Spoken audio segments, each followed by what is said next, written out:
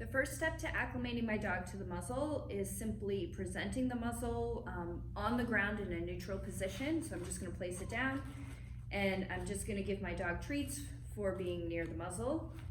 And I'm just going to move the muzzle around so long as she's comfortable. I'm going to keep giving her treats. If I were to move this down and in any way she created distance between herself and the muzzle, like even if she moved her foot back or something, then I would start with the muzzle further away and give her treats for just hanging out with the muzzle over there, and then slowly bring it towards her. She's clearly fine with the muzzle, so then what I'm going to start doing is just putting treats around the muzzle. So I don't want to coerce her to interact with the muzzle if she's uncomfortable. So I'm only doing this because she's showing me no stress signals whatsoever and that she's completely comfortable with the muzzle. So if I were to place a treat down like this and she were kind of hesitant to get that treat, whereas if I had placed one down without the muzzle, she would eat it right away, then that's information to me that she's a little uncomfortable with this, and I'm going to take it a step back for her. So once your dog is comfortable with just eating treats around the muzzle and the muzzle being around her and she's not showing any signs of stress, now I'm looking for a bit more engagement with the muzzle. And here I want to teach dog's choice. So I want this to be up to Jane to interact with the muzzle, and I want the entire process to be her choice. So I never want to lure her into the muzzle or anything along those lines. I want this to all be her choice to do. So I'm going to start by just presenting it, yes, and if she happens to interact with it, I'm going to mark and give her a treat. So yes, I'm not even presenting it in a way where she would put her nose in. Yes, I'm just telling her that interacting with this muzzle is a cool thing. Yes, and treats come when you interact with it. So right now she's just targeting it. Yes, so I'm marking for that moment she targets, and then I'm giving her a treat. So here she stopped targeting it. So I do want to kind of see if she'll actually target it or do something with it. So I might just move it a little bit just to help her out. Yes, good girl. And so she decided to target it, and so I rewarded that. Your dog might not naturally want to target it right away. So even if they look at it, something like that is good. All we're telling them is you engaging with this thing means treats come. Okay, so now I do want to start presenting it in the way that she's going to wear it. So I'm going to present it so that she would put her nose in it ultimately. So I like to have the muzzle like this with my hand underneath, because if I place treats, my hand kind of keeps the treats there if my dog isn't very good at getting treats from out of the muzzle, which sometimes that's a little challenging for them. So I'm going to present that, yes, and once again, I'm going to mark and reward for any sort of interaction with the muzzle. So she moved towards it, so I marked that. I'm going to wait here. I think Jane could give me a little bit more. Do you want to give me any more? How about over here? Yes, good girl. So again, I just moved it to make it slightly more novel. Yes, good. So that she were more apt to touch it. So what I'm doing is I'm building criteria. So initially I'm okay with her just maybe touching the side or moving towards the muzzle, but ultimately I'm marking only for, maybe an inch in the muzzle, 2 inches, 3, 4, so forth and so on, until she puts her nose all the way into the muzzle. This muzzle is actually too small for her. This is not properly fitted for Jane.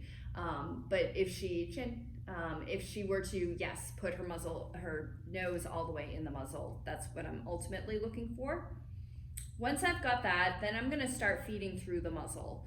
I don't like to do that initially because I don't want there to be pressure to put their nose through the muzzle, but where she's showing me that she's comfortable with it, yes. Now I'm gonna mark, and then I'm just gonna feed in a way that puts the treat in the muzzle. Good girl. And then that way she sees that reinforcement occurs when her nose is in the muzzle, and she's not very good at that, or actually I'm not. So this is even something you can practice without your dog, so that you get good at it. So just feeding in a way that the treat falls in the muzzle and the dog can get it. So yes, I'm gonna do that. So now I see that she's comfortable with eating in the muzzle, because that's very important. Good girl. And then I start building duration. So yes, There's a few ways I can do this. I could just treat quickly. So yes, as she's eating, yes, I'm gonna mark again, yes, and kind of rapid feed for her nose being in the muzzle, and then just slowly start to increase the amount of time in between reinforcements.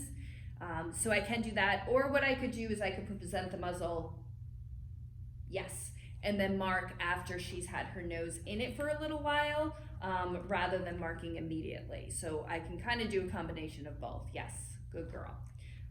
So that's getting my dog used to putting their nose in the muzzle, but then we've got our straps too, so we have to contend with that.